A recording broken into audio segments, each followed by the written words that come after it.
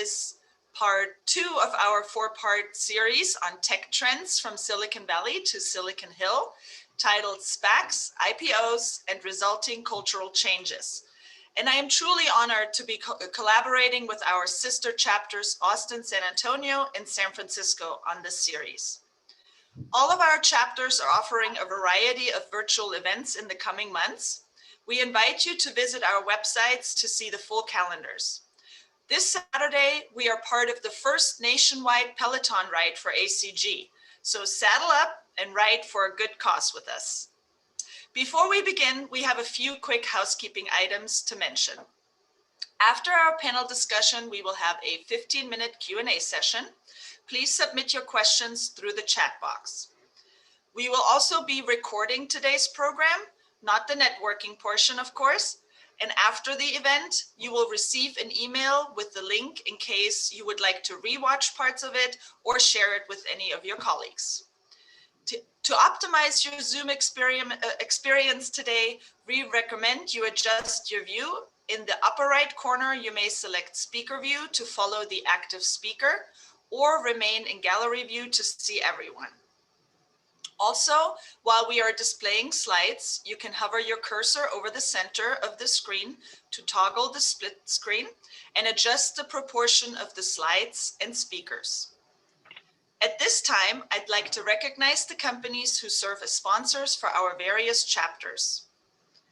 Thank you to these firms who are our annual sponsors for our Austin San Antonio chapter.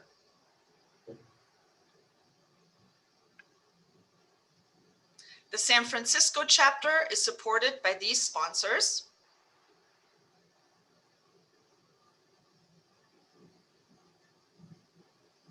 And finally, these sponsors support our Silicon Valley chapter. Thank you to all sponsors who continue to support ACG. Now I will turn the program over to our moderator, Phil Ilgenstein, partner at Weaver, to introduce the panelists. Phil has more than 15 years of experience providing audit and assurance services for a wide variety of clients, ranging from small venture capital and private equity-backed startups to Fortune 200 and multinational corporations. Phil has extensive experience in providing services for SEC registrants, including integrated audits, mergers and acquisitions, IPOs, and various other debt and equity offerings. Now, without further ado, Phil, take us away. Great. Thanks so much, Yvonne. So, as Yvonne mentioned, my name is Phil Ilgenstein. I'm an audit partner with Weaver, and I'm super happy to be here today and thrilled you all could join. I'm joined here by a great group of panelists that we'll introduce here shortly. As we were originally preparing for this meeting, it was originally focused on SPACs, IPOs, which is clearly a lot of the focus in the market these days. As we were talking about it a little bit more, we realized we couldn't tell the full story without really looking at the kind of broader M&A activity going on in the market. So we've got a great group of panelists here that's going to really help us understand what these M&A transactions mean for these companies, as well as the impacts after the fact. What it looks like for the people, the culture, and how the company looks after these transactions. So with that, I'm going to take a few minutes to allow our panelists to introduce ourselves. Let me bring up our slides here.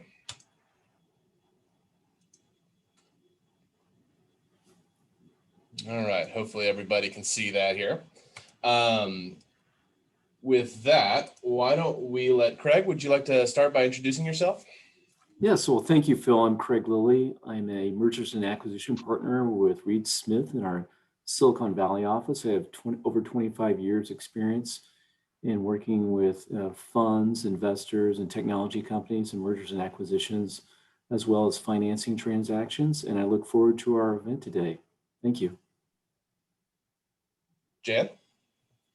Thanks, Phil. Looking forward to the event today. My name is Jan Robertson. I'm co-founder and managing partner of technology M&A investment banking firm, SciVal Advisors. We're located in Silicon Valley and Boston, and we focus on technology companies such as software, manufacturing technologies, and healthcare technologies. So thank you very much. Appreciate being here. Great, thanks. Kelly? Hi, Phil. Thank you for inviting me to be on the panel. I'm Kelly Zanfordino, and I'm with Insperity. I have over 30 years of experience in human resources in a wide range of disciplines and a heavy emphasis in strategy, compliance, and liability management. And I've worked with a number of clients as they took their companies public as well. I'm looking forward to today's discussion. Thank you so much. Great. So thanks again to all of our panels here, as we've got a lot of great content to cover. Before we hop into the panel discussion, we're going to spend a few minutes just going through some basics to help frame out the discussion a little bit better. The first area we'll focus on, and hopefully everybody can see these slides here. Okay, perfect. The first area we're going to focus on is the path to going public. As you see here, there are a few paths. You know, the initial public offering is the one most people are familiar with. That's where the company is going to go out and they're going to sell stock in the company to the market as a whole, typically. The one that has clearly been getting more airtime these days is the special purpose acquisition company, or SPACs, which we'll dive into a little bit deeper here. As well as direct listing. So that's another one that's been gaining some momentum recently. There are other approaches, which I've listed out here. We won't spend as much time on those because they're a little bit less common, and they're typically related to smaller dollar transactions, especially when we're looking at Regulation A and crowdfunding activities, as well as the broader transaction of reverse mergers. So that's a concept that has been around for quite a while. But with the SPAC boom, those have certainly gotten a lot more attention. The first slide here is, what is a SPAC? Special purpose acquisition company, known as a blank check company, is where a fundraising entity will go out and they will perform an IPO with the SEC, filing a Form S-1 to raise money, typically in $100, $200 million. Once that entity raises the money, the way they're going out there and selling that is, we're planning to invest in certain types of industries or entities, but they don't necessarily have a acquisition target identified at the time of their IPO. So they go out and they raise money from investors who want to be part of that identification and acquisition of an operating entity. Typically, once a SPAC completes its IPO, they have about 24 months to actually deploy the funds that they raise and to go acquire an operating entity. Upon identifying and communicating the operating entity that they identify, the people who have invested, the investors who have invested in the SPAC and the IPO, have the option to either participate or not participate, typically, in the actual acquisition of the company, whether or not they choose to basically exercise their shares. The next concept we're looking at here is a direct listing. So direct listing is an alternative to a traditional IPO, where all the company's outstanding shares are registered for resale with the SEC and directly listed on a national securities exchange without an underwritten primary or secondary offering of shares. So this one is definitely a little bit different than your traditional IPO. And there's been some big names that have recently gone this route. Roblox, Palantir, Coinbase, which is in process, Spotify, and Slack. An initial public offering, as we kind of talked about, is a little bit different, where you're actually going out, you have underwriters, and you're taking that more traditional process as opposed to going directly to the investors, which you do with the direct listing. So with that, I'm going to turn it over to Jan to give us a little bit of an overview of the general trends and activity going on in the M&A world. Obviously, we'll have a lot of discussion around the tech-focused industry, but Jan can help us understand a little bit of the broader scope. Great, thanks, Phil. First of all, I'm going to go through some key trends that have been going on, particularly in Q1 this year. It's been quite a remarkable quarter. Starting just looking at the global picture first, and I've got a few slides that'll illustrate some of these points in a moment. In this quarter, something happened. $1.3 trillion worth of deals was announced globally. So we'll dive into the charts in a second and illustrate that. US-based deals are roughly half of this activity, and US-based deals are up 160% over Q1 2020. A lot of this is SPACs. We'll show that in a moment, some very big SPACs. Phil mentioned a few minutes ago some of the SPACs that have been going on, but some big names there. and a lot of mega mergers. So a lot of non-SPAC traditional mergers, GE, Cellular, aircraft leasing, and Apollo Global, private equity insurance merger. The mid-market sub $1 billion deals been very active, especially deals from 100 million up to $1 billion. What are some of the major factors fueling this activity? Clearly last year when the pandemic hit, those of us who were M&A practitioners for many, many years noticed that there was a big drop off in M&A activity in Q2. A number of things have occurred since then. There's obviously a federal stimulus last year and it supported the junk bond market for deal making. And what we're seeing as these SPACs really came on stream in 2020 is there's been tremendous competition between SPACs and PEs for large and mid-market deals.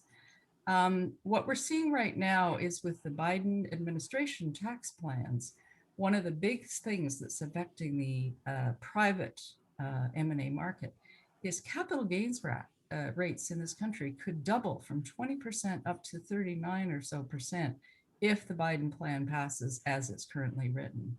And a few other things, fear of rising interest rates. 10-year treasury hit pretty high watermark last week and highest in a year, 1.77. And FOMO, fear of missing out. So folks are saying, how long are these rate markets going to last? Next slide, Phil.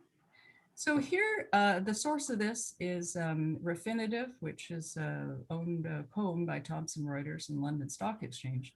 This shows the global deal making.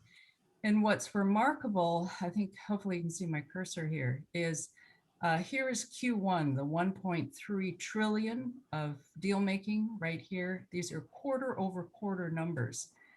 We haven't seen this high watermark since 1980s. And so we can see obviously record amounts of deal activity in this quarter. Next slide, please. Now, the story has been SPACs have been a big part of this story. So again, looking over here to the right, I mentioned the 1.72 billion, $172 billion in Q1. Again, these are SPACs and globally, about 25% of all deal activity so far this year. However, you can see 3/4 of that is non-SPAC deals. So a lot of mega mergers going on. Next slide. So these stats are from a different source, Deal Logic, and thank you to Baird as well. And we've done some analysis on top of that. So this focuses on US deal M&A activity, deals all the way up to including those over $1 billion. So cast your eyes to the right side of this chart and you'll see that this data goes through just through February. So February this year over February last year. And although the number of deals has gone down, 1,900 and so down to 1,500, the interesting story here is looking at the orange bar. And the orange bar is deal values, and total deal values almost tripled in the 2 months this year versus 2 months last year, 445 billion to 155. And it's really, again, the big story is deals over $1 billion, and SPACs, as we just saw, have been a big contributor to that. Next slide, please. Now this zeroes in on the middle market activity. So how is middle market defined for the purpose of these statistics? It's transactions up to $1 billion. And so again, casting your eyes to the right side here, we see February year to date versus February year to date last year. Number of transactions has gone up slightly, but again, look at the orange bar, deal values. Deal values are up 35%. And it's really driven by not the lower end of the mid-market, i.e. not deals under 100 million. It's driven by the deals between 100 million up to $1 billion. So again, deals have been getting larger. Next slide, please. So here are some other things notable in the mid-market M&A. Strategic buyers. Now, what we mean by that are industry buyers. So if you're selling a company, companies that are in adjacent or identical industry to the company being sold, we consider those to be strategic buyers versus private equity financial buyers. 80% of all deals are done by strategic buyers. And when we're taking a company to market, we typically focus on finding the strategic buyers because typically they pay better deal values and they pay typically more cash. And this is a fairly, whoops, can you just flip back a second? This is a fairly stable average over 10 years. All cash deals are the norm. So 91% of all deals by number have been cash. And again, this is fairly stable over 10 years. And then the last point is multiples currently, although deal sizes have gotten bigger generally across the board, multiples of EBITDA, earnings before interest, taxes, depreciation, and amortization, as well as multiples of revenue, have remained fairly stable. And again, there's the range for the retrospective going back 10 years. And thanks to Cap IQ and Deal Logic. So next slide, please. Here is a brief snapshot of how when we're taking a private company to market, and I'll tell you, public company sales are fairly similar. But when we're preparing and taking a private company to market, these are the steps that we take. Now, I could probably talk about this slide for an hour, but I won't. And we have lots of stories, but essentially, these are the steps. So when we first start looking at a company, even before we're engaged, we do an assessment of valuation and salability. Then when we're engaged, we start the preparation, the go-to-market documents, as we call them, executive summary, teaser is another word for that, as well as information memorandum or management presentation, plus buyer's list. And we usually prepare buyer's lists that can be anywhere from 100 to 200 strategic contacts worldwide. Then we reach out, contact the prospects. We have a variety of ways of doing this, get NDAs signed, generate interest in the opportunity, start some negotiations with the interested buyers, have some discussions on valuation, and then we set a deadline date for letters of intent, bid letters, indications of interest. There are many different terms for this, this written form. And then from there, we step through, engage in some further negotiations, and these steps can kind of go back and forth. Then call for some final letters of intent, and then sometimes put forward a definitive purchase agreement, what we call a seller-friendly one, to be signed, and then go exclusive with one buyer, dive into deep due diligence, the definitive agreement, and closing. Now, a couple comments about working with other professionals. I want to mention that the right kind of corporate M&A attorney is absolutely critical in especially this part of the process from the letter of intent on. A professional such as Craig Lilly, who has worked on many, many M&A deals over the years. It's absolutely important to have the right attorney. And in the preparation phase, the right CPA to have the financials reviewed and ideally audited. So good financials are really important. And one final point, how long does this take?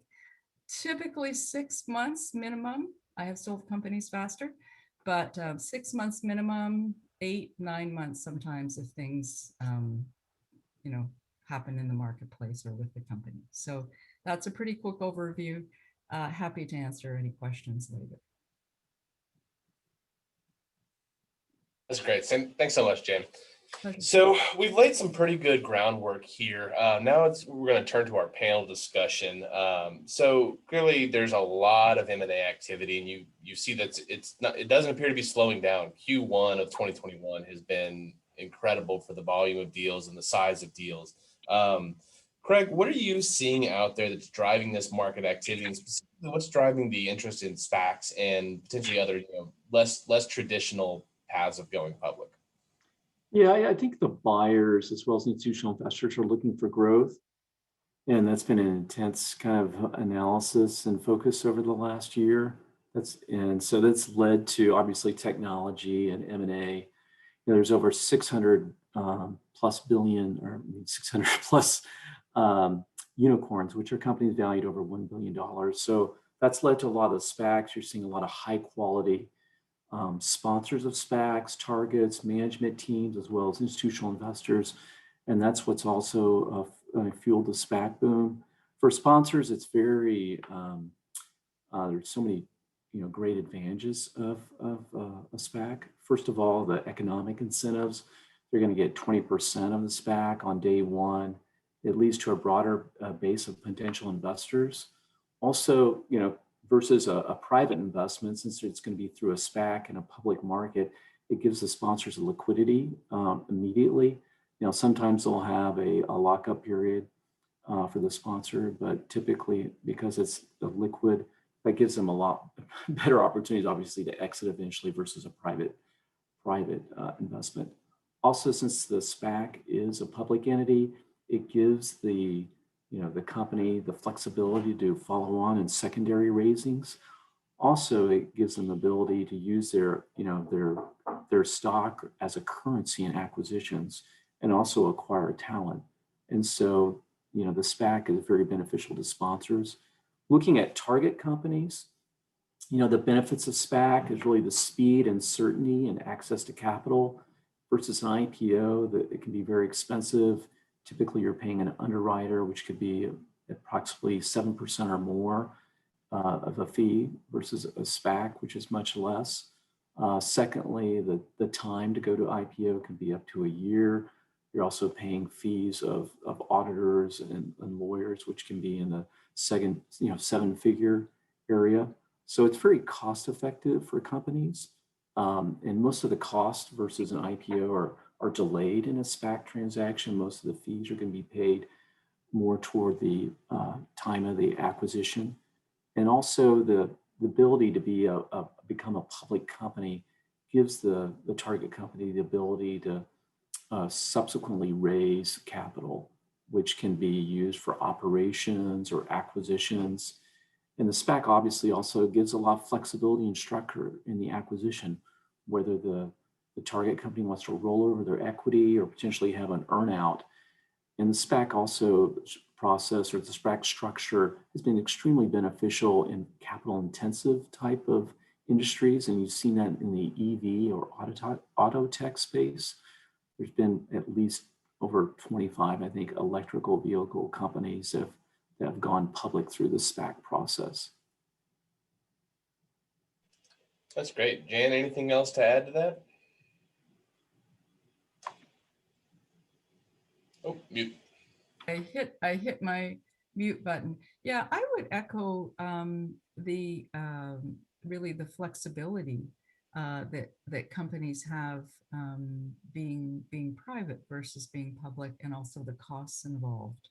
And not every company should go public, and not every company has the profile or will get the following of the research analysts, and the attention in the marketplace. And quite often we're presented with companies that have gone public and end up being orphans, and then really need to get taken private or sold. No, that's a great point. There's clearly a lot of differences between being a private and a public company. Many of them very significant, lots of benefits, lots of drawbacks for each of the approaches. So what are some of the main benefits you all see as part of being a public entity versus a private entity? Craig, I know you touched on some of this in regards to really, one, ability to raise capital and ability to get some bigger dollars out there. In addition to that, is there anything else you would like to hit on in terms of ups and downsides of being a public company? I mean, the public company gives obviously an exit to the founders and management team and employees. So that's a great benefit. Obviously, the ability to do subsequent secondary capital raises is very beneficial. Also, one of the things that I think people kind of overlook with respect to going public, it gives a lot of credibility, to the company, whether it's to customers, analysts, their products or investors, or even attracting talent. Because of the intense scrutiny that a company goes through in going public, it gives intense credibility, and also just marketing and brand awareness. Also in the debt capital markets, a public company, there's a lower cost of capital. So if you're raising a credit facility or doing some type of debt offering, typically the cost will be much less for a public company. And then I think lastly, the main advantage of going public, it gives your stock, probably gives the company to use their stock as a currency, whether that's for acquisitions or for attracting talent. And so those are some main benefits. Now on the downside, obviously it's much more expensive to go public. Not only at the outset, you're going to be paying 7% or more underwriters fee, the lawyers and accountants, the fees to go public, and then also the ongoing regulatory compliance can be very expensive as well, and kind of a diversion. I think another thing probably that's overlooked when you do go public is that most founders are more long-term, have more of a long-term view, and the stock market really and the exchanges have more of a short-term view.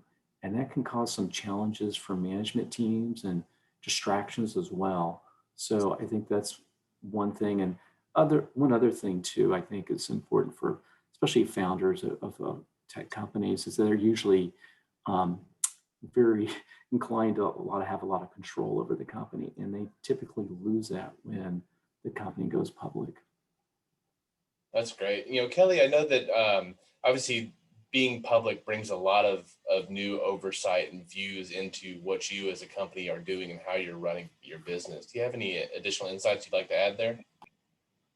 Sure, you're right about the oversight piece, Phil. You need to be sure that your employees are the proper employees in place in the proper positions as well, and that they have the experience and training they need to conduct their positions for your organization the way that they need to be done. There's going to be a lot of scrutiny on the organization as it goes through this process, and they need to make sure that those folks are the right folks in those places.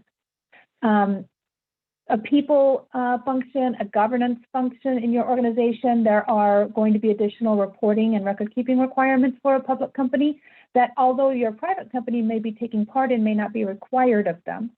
So making sure that those are meeting the requirements that the public company has to meet is really important. There's also scrutiny on a public company that doesn't exist on private companies, and things like board composition. There are a number of states that either have or have passed so far or have on the books some type of legislation that require a certain percentage of, say, women to be on your board of directors. And that may be expanded as we move through, especially with this Biden administration, what that might look like or what might be required on boards of directors.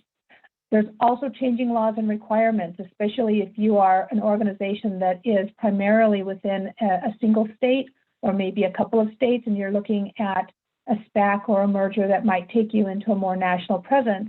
There are laws and infrastructure requirements across the nation that differ greatly among states. And we may talk about those a bit in later on in the conversation, but things to think about are misclassification issues such as exempt, non-exempt, but also independent contractor statuses.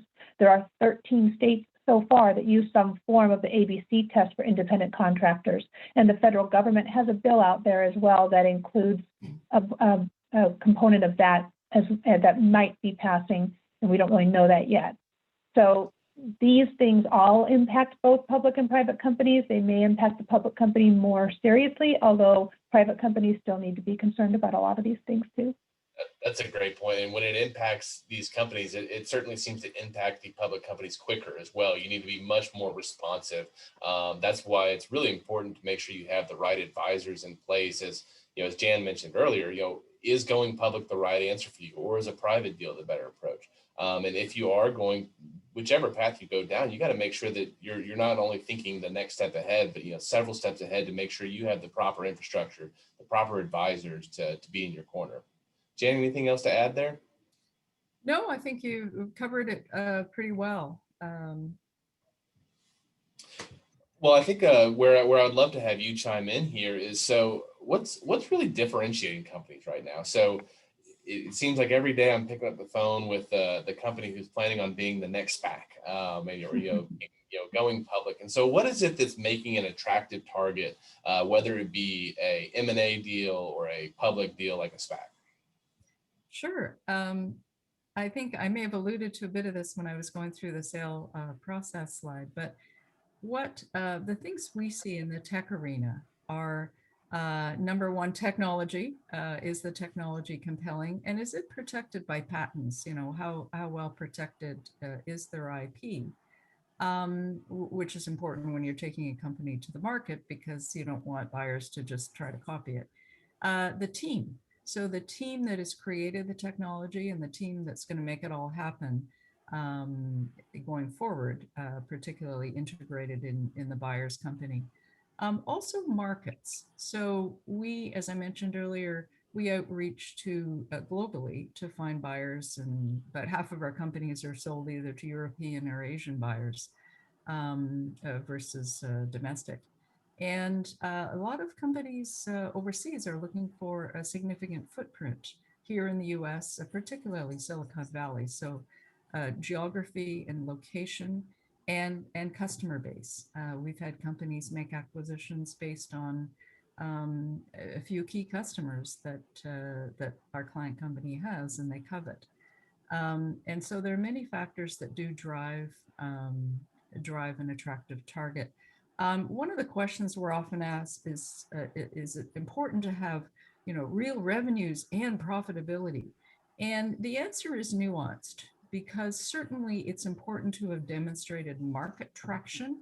In other words, you develop something that the market actually wants, as opposed to, you know, a group of engineers with a great technology trying to find a home. And so market traction, profitability is not important in a high growth early stage tech company, because if you're plowing money back into the company, then it's probably money well spent. So the answer is nuanced. If it's a more established company, you know, not a high growth early stage, more mature, then profitability becomes a lot more important in the equation.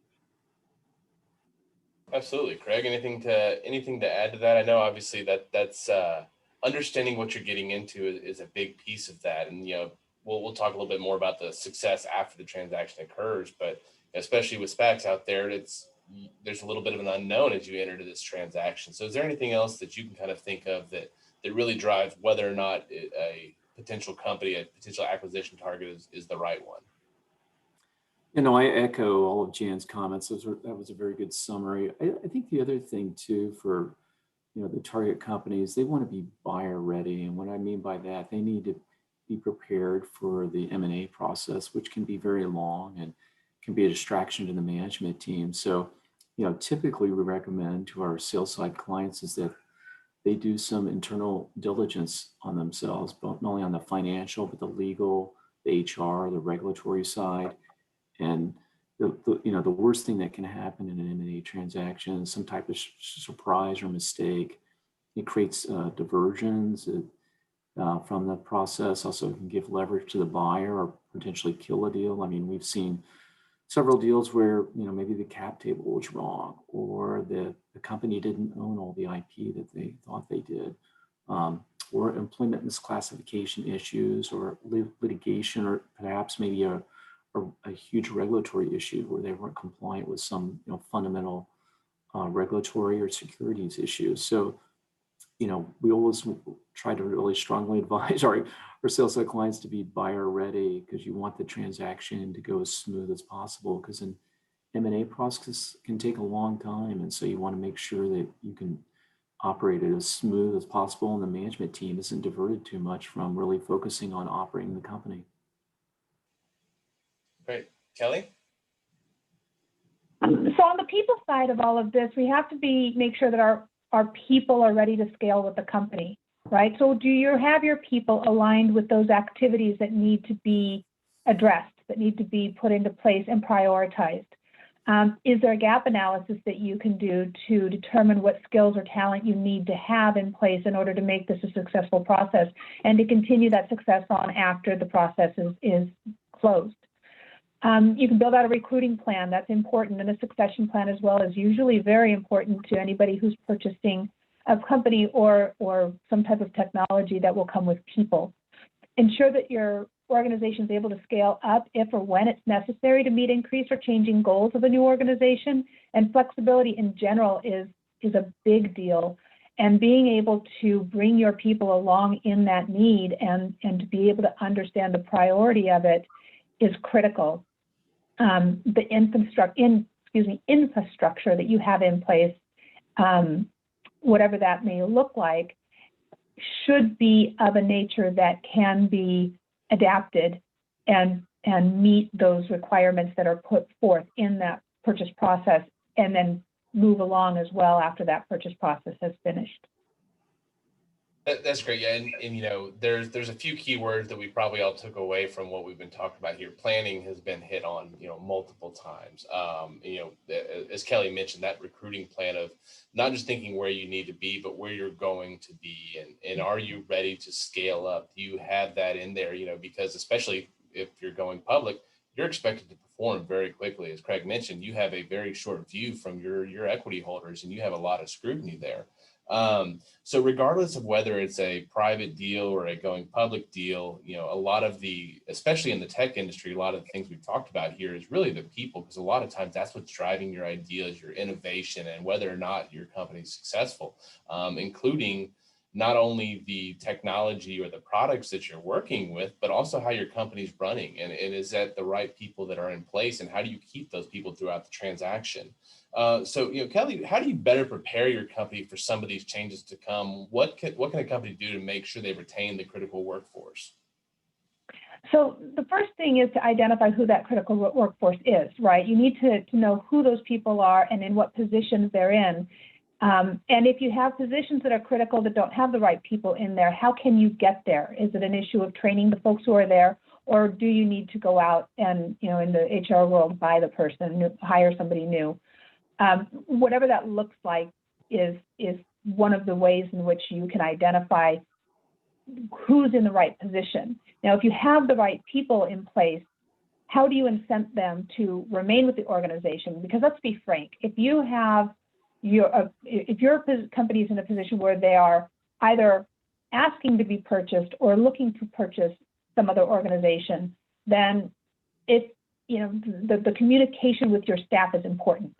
If you aren't setting the tone and giving them the information, water cooler talk can drive a lot of really dangerous, and I say dangerous in a business sense, a dangerous tone in the workplace. If they don't know what to expect, they'll create their own expectations. And being able to let them know what to expect and how to move forward and how the company is moving forward is important. So incentivizing those people who are in those critical roles is also very important. And one of the things to remember in this process is that many states and often locations, cities, counties, and stuff as well, are passing laws that do not allow you to tell employees that they cannot discuss their compensation. So you can no longer, in large part, tell employees, hey, we're going to give you a bonus for doing this, but you can't tell anybody about it. Mostly you have to be able to let them have those conversations, but be prepared to address questions around those conversations if they arise. The other big thing is retention. Are you retaining the people that you need to retain in order to make this a success? So what I tell my clients often is know your numbers. What's your turnover number? What's your retention number? What's your attrition number? And how do they interact with each other? But more so than just knowing what those numbers are, understand why they are. What type of turnover or retention do you have? Are you losing or keeping your best players? Are you losing or keeping the weak links that are in your organization? Look for why the numbers are the way they are. If there's a pattern of movement in your workforce that you can predict, say we have an exodus around the end of summer, or we tend to see less movement around the holidays. So understand where your workforce ebbs and flows, and then who's ebbing and flowing with it. Because if you are losing your key players, especially at a critical time during a merger or a SPAC, that can impact the effectiveness of the process overall. One thing that I have seen recently, and it's relatively new out in the marketplace, is a question of how employers can incentivize those employees who aren't fitting well with the organization to resign. I don't know where that's going to go on the whole because it's a relatively new concept, but it is something that has been brought forward in some organizations. And it's something that I would probably recommend discussion with an outside counsel regarding the effectiveness and the applicability of a decision of that nature. No, that's great. And you touched on a lot of good points in there, in terms of understanding the ins and the outs and the whys and the hows. And that's especially becoming a public company, that's becoming more and more critical. The SEC's come out with a lot of additional human capital requirements for disclosures to be able to explain how your people fit into the picture and what are the potential problems or issues in there, or how are you dealing with your people? That focus is becoming more and more, even from the SEC level. Craig, anything to add to that?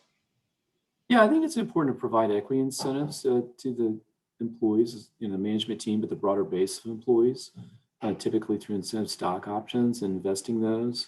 Also, I think one of the things we've learned during the pandemic is trying to be as flexible as possible with our workforce and providing a variety of different opportunities and benefits. I think a lot of employees are really focused on their professional development, and that's really important in any type of acquisition, and providing, I guess we'll get into it more, but the merger integration process, the communication within the employee base and also with the management team is very, very important. Jen? So much great commentary from both Kelly and Craig. I would add to the incentive structure to incentivize employees to stay, particularly throughout the merger process, which can go on for a few months or longer. We typically recommend that for the key players, there be a to stay bonus that is paid on closing. And then it's up to the buyer, at the planning phases, to make sure that they've put in place the proper incentivized structure options and cash compensation going forward to keep those key players staying in place. Also on the planning, I wanted to add, going back to what Craig said earlier, the importance of due diligence. And what we try to do is we perform our own fairly detailed due diligence on the company right in the planning stages, so that we uncover any of those gotchas that might get uncovered in real due diligence with buyers. And everything from poorly presented financial statements to IP that's not well protected, to some of these compliance and regulatory issues that Craig was highlighting. And it's important for the the M&A banker to find those first, and important to make sure that your client tells you where all the warts are on the business, so you can best present those in the best light before taking it to market. No, that's a great point. The later in the process that something pops up, typically the more problematic it is. And so that's a really important point to think about, is you want to make sure and know what might pop out later down the road so you can be prepared to address it. Because if it arises and you don't have a plan, if you don't have a response, that's when it can start to become really troubling.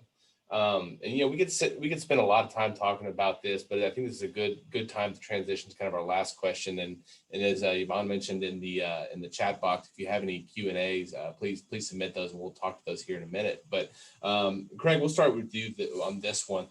We spent a lot of time talking about how you get to and through the transaction, but now let's think about when you're on the backside of it. Once you've gone through this transaction, whether it's an M&A deal, a SPAC, an IPO, whatever it may be, what's important, and what's the differentiation between companies that are either successful post-transaction or some of those that maybe are not so successful, that didn't pan out the way that you hoped they would? Yeah, I think the number one issue is the post-closing merger integration process. The companies that succeed most in their M&A transactions have a very well thought out merger integration process, and that starts well before the closing. It starts well during the M&A definitive negotiation and integrating the teams. And the most effective teams, you see this a lot with some public companies, is that they have very large merger integration teams, and also within each division of the company, not only just the leaders, but integrating the whole teams together so they can work and collaborate and work out plans on how the two companies are going to integrate in the future. So that's probably the major thing. And we used to talk about 100-day plans, but I think now companies really are the most successful at the merger integration are talking about an evolving plan that's all throughout the process and multiple steps that keeps going. And it keeps the communication between the two companies and collaborating and having the management teams behind them and communicating that both sides, not only from the management team to the division's employees, but the other way as well. So I think that's probably the number one factor that we see that makes companies successful in acquisitions. I like the definitely the mention of the word flexibility. I think that's critical, and especially you've seen that in the pandemic timeframe here. That flexibility is really what's differentiated companies who maybe have thrived versus not, and some of those companies sadly are no longer around. So Kelly, as part of this, what do you see kind of being some of the critical infrastructure pieces to have in place to help for a more successful post-transaction run? Well, I think the most critical piece to have addressed right up front is a change management process. Like I said earlier, employees don't know what to think unless you let them know what the information is. And if you keep that close to the vest, on the whole, then they will create their own dialogue, right?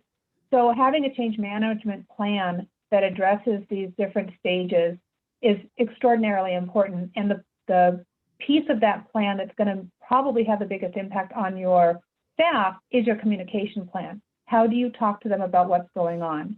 You may have a deal that you're trying to keep somewhat quiet, but people will talk.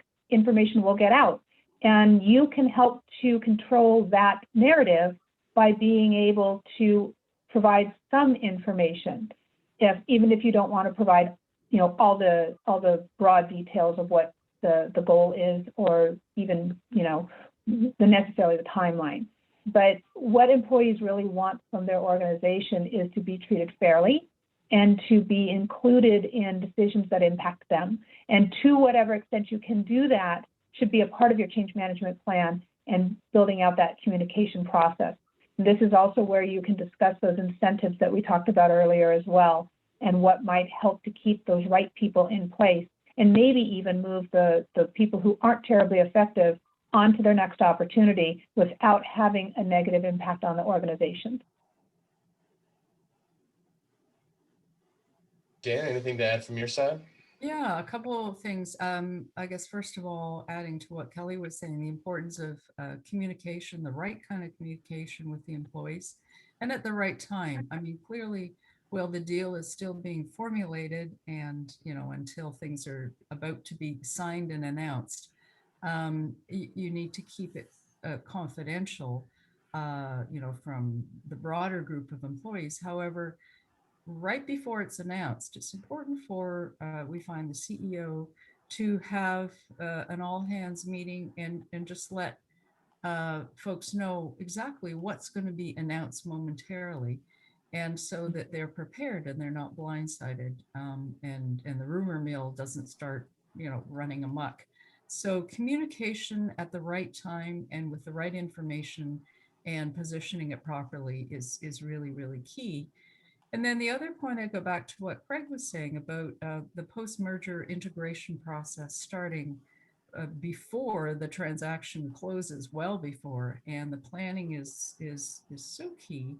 Some of the best and most seasoned large company buyers that we've had the privilege to work with on selling our companies, our sell-side companies to, really have a well-oiled machine where they have a deal negotiation team is separate from the integration team, and both processes are running in parallel while we're busy negotiating the deal terms with the deal team. Meanwhile, we have a parallel process going with the integration team, and they, together with our clients, are planning reporting roles, how culturally things are going to work, and it's really important, especially if there's some earnout contingent delayed compensation as part of the deal. It's really important to have, everyone in line and lined up and with the right expectations about what their roles are going forward. And that we find makes for more successful transactions, and particularly important where there's some delayed compensation. That's great. So I think that ends kind of our planned section here. So obviously, if anyone has any comments, please add those in the chat box, and also we'll have our networking component here after we wrap this up. Absent any questions, one thing I'd be curious of y'all's take is where does this go next? We've talked about a lot of what thing looks like so far, but what do you see being the future of the market?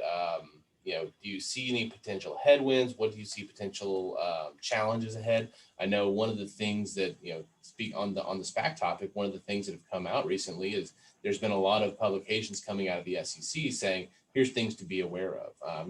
The first one that was a couple of weeks ago talked about, hey, not really beware, but be wary of celebrity-backed SPACs. And just because the name that's behind it, does that mean that's the right investment? And then recently they're talking about some of the risks that's involved in part of the post-merge or the post-transaction. What do y'all see as potential issues that can either disrupt the SPAC market or disrupt the market as a whole? I don't know if if you want to take the first stab at that. Yeah, I can certainly take a crack at it. I think in my very first slide, there were some potential storm winds on the horizon, and particularly with these planned tax increases. There's nothing like tax increases. I mean, personally, we all love it if it trickles down to us, but if we benefit. But honestly, there are some real storm clouds in the sense that there's nothing that chills the market out like the expectations of rising inflation and interest rates and tax increases. And so we're seeing a lot of scurrying to get deals done sooner rather than later because of this fear. And so I'm personally a little nervous for later in 2021, as some of these things get past even watered down versions. And the other thing I'll just mention quickly on taxes is, this morning reading about the Biden's plan together with Yale and the worldwide with the OECD countries, worldwide corporate tax increases, because there has been a race to the bottom in recent years with these tax havens and low tax jurisdictions where companies can move their assets and revenues around, particularly tech companies. So that'll be very interesting to see how that all shakes out. It seems there's quite a bit of will to get that done, and how that impacts the large companies and the tech industry as a whole will be pretty interesting to see. I'm not sure yet. Right. Craig, Kelly, any final parting words here? Yeah, I've seen more buyers now kind of looking for value as opposed to just looking for growth. So that's a change. I think in the SPAC market, you'll start seeing different types of SPACs. There's been a couple public companies now that are sponsoring SPACs, which is unusual. And you'll see some spinoffs, maybe SPAC companies buying a spinoff or a division of a public company. We've seen, at least in one or two cases, SPACs buying or alternative investments companies. So the Owl deal, where there are GP stakes or secondary stakes in funds, which adds kind of an unusual acquisition target for a SPAC. And then we'll see companies too continue. Companies used to that were looking at IPO would have a dual track, maybe an M&A or IPO, but now companies kind of have a 4-track kind of strategy, whether it's an M&A, IPO, SPAC, or even a direct listing. So we'll see more of those type of opportunities emerge too as well. So the only thing I'd like to, I'm sorry, go ahead, Jan. I was just going to throw in a comment about the SPACs. It'll be interesting to see part of what's driving valuations is SPACs competing heavily for deals and pushing up values.